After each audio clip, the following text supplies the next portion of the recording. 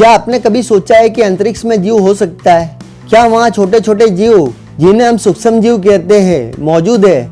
आज हम आपको बताने जा रहे हैं कि स्पेस में सूक्ष्म जीव कैसे जीवित रह सकते हैं। तो चलिए इस रोमांचक यात्रा पर निकलते हैं। दोस्तों, आज हम बात करेंगे स्पेस में जीवित सूक्ष्म जीव के बारे में। सूक्ष्म जीव वे छोटे जीव होते हैं जिन्हें हम अपनी आंखों से नहीं देख सकते।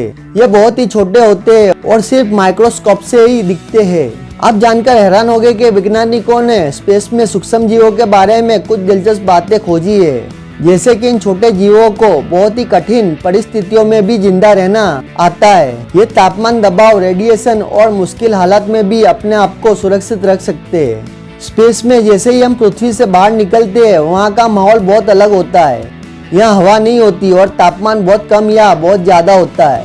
फिर भी कुछ सूक्ष्म जीव जैसे कि डिनोकॉक्स, रेडियोधुरंस और डर्टीग्रेड्स, जो कि वाटर बेड के नाम से भी जाने जाते हैं, इन हालातों में जीवित रह सकते हैं। डर्टीग्रेड्स तो स्पेस में भी जा चुके हैं।